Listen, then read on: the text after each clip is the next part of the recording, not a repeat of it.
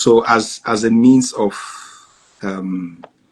introduction, I am going to be introducing our guest tonight. He's a special person to me, though. So his name is Engineer Akinyele Adewi. He's the resident pastor of Spring of Water RCCG, and is the secretary of RCCG UK Directorate of Prayer. By calling, he's a teacher. He's passionate about discipleship, and by grace, he's graced with the burden for prayers, to stand as a gatekeeper for our society and also for the people of God. He has bachelor's of engineering in electrical engineering. He has master's in computer system engineering. He's Cisco certified. So currently, he's studying master's in theology, leadership, and ministry. He's into property development and is into lettings and many other businesses, which he shared some new businesses with me recently. I'm like, oh my God, So he's married with a beautiful wife, and God has blessed them with children. So, ladies and gentlemen, I want you to join me as I welcome Engineer Akinyele Adewi. He's also a pastor, but tonight he's here to speak to us in different offices and with all the different graces, So, sir, this conversation tonight is a conversation that is very, very important. Is a conversation that I believe is very pivotal to our living, and our existence. It can be a topic that is sensitive, but it's something that is important to almost everybody. Finance is very, very important. But as a icebreaker this night, people will say that money is the love of all evil, is the root of all evil. Even love though of money, love of money. Exactly. Even though what the Bible says that the love of money is the root of all evil, And I know that money is very pivotal for many things that we need to do. So, sir, to start off, sometimes there can be a disconnect between those that we see to have achieved certain things, especially probably those that have built, certain level of wealth, those that have attained certain level of, success in the society. There can be a disconnect between them and those that are aspiring to get there. It can be simply because where they are, the point B that these people, so the successful ones are, where they are mean a point B, and where they left was point A. So probably those that are aspiring are in point A, trying to go to point B where they are. So because sometimes people don't get to understand the process, how people moved to where they are. Oftentimes people just result into the saying, or I would just say that it's just a form of escape. We say things that say prosperity or wealth creation is a function of nature, chance, or destiny. Like some people are bound to be rich, some are bound to be poor. As against thinking that this can be, a product of time, knowledge, and nurture. I know I've had certain conversations with you behind, and I've come to see that, it is time, nurture, and knowledge that actually built this thing. And oftentimes, because people might not, have, access, opportunity to get some of this information, even though they are out there, sometimes you might need to pay to get them and all of that. So it is very easy for us to just, relax back and say, some are born to be rich, some are born to be poor. But before we start this conversation, I just want you to tell us, I'm going to ask you about your story, how you got here, because I know that it's, and I know you might, if you have the liberty to tell, our audience probably the things that you do in terms of the businesses that you're running and all of that. I didn't want to say all of that. So if you have the liberty to, tell, those that are listening to us, the things that you have done. I'm going to leave that, to you to do so.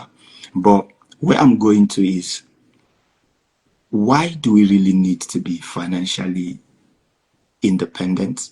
Why do we need to really be financially prosperous? Why do we really need to be financially secure? Why do we even need money in the first place? You see, like I said earlier, especially for those who are religious, not spiritual though, but religious. People just believe that, see, money can distract you, money can be evil, and all of those things. I just want you to start from that point. Let's start from there, then we move. Why do we really need to even have this money? Why do you need to aspire to have financial prosperity?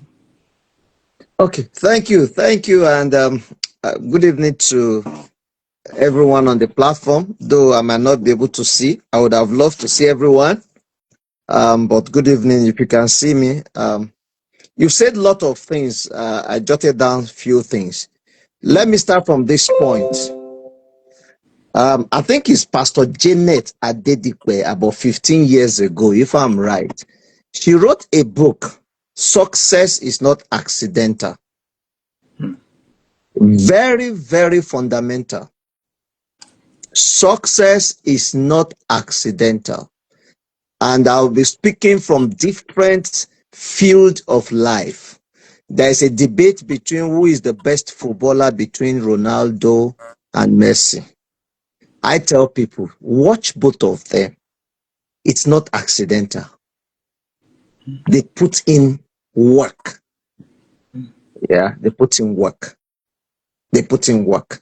Secondly, the people you are aspiring to be like, they started from a point.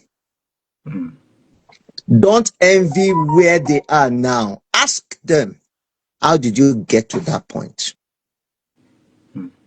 Ingredients for success now. Look for people to teach you how to fish, not to give you fish. Many a times we are carried away with where people are at the moment. Let's learn the sacrifices, the prices they paid to get to where they are. Everyone. Opportunity also favors the prepared. I'm just dropping nuggets that I believe we can develop. We are talking about money. Why do we need money? Spiritually, if Jesus had a treasurer,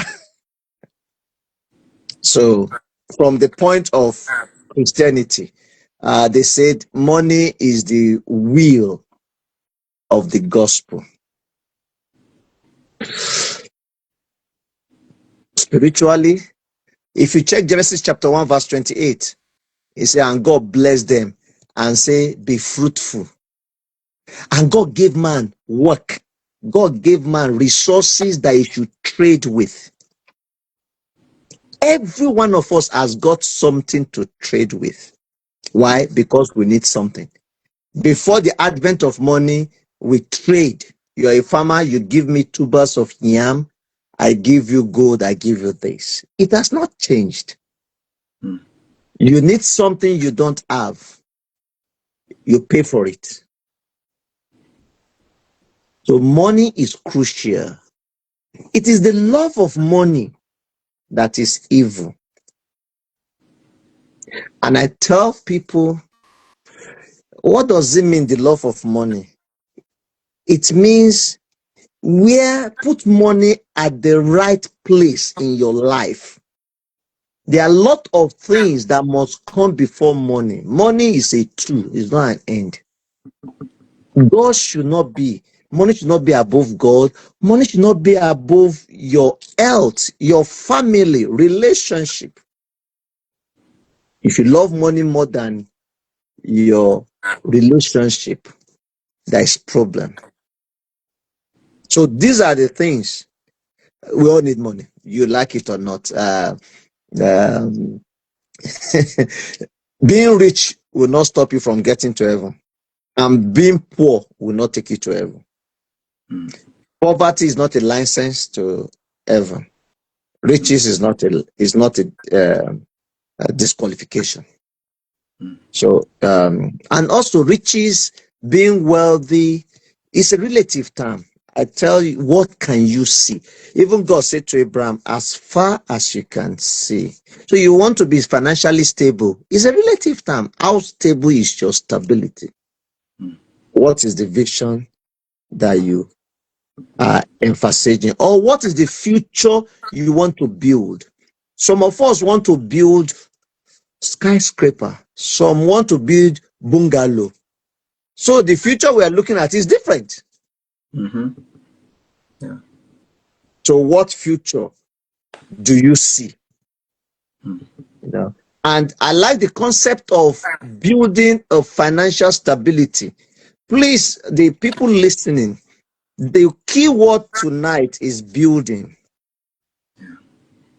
Some of us, we want a microwave success. I'm sorry, it doesn't work that way.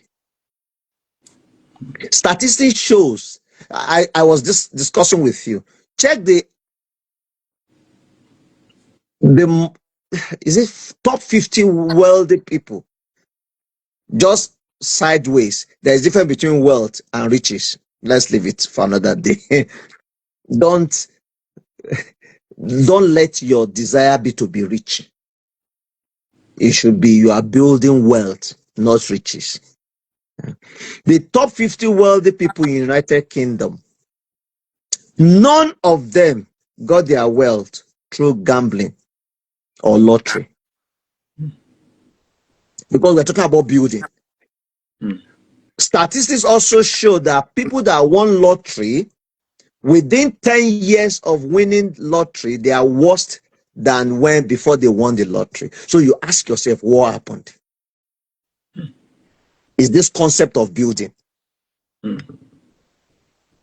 You win lottery of 100 million pounds, not naira.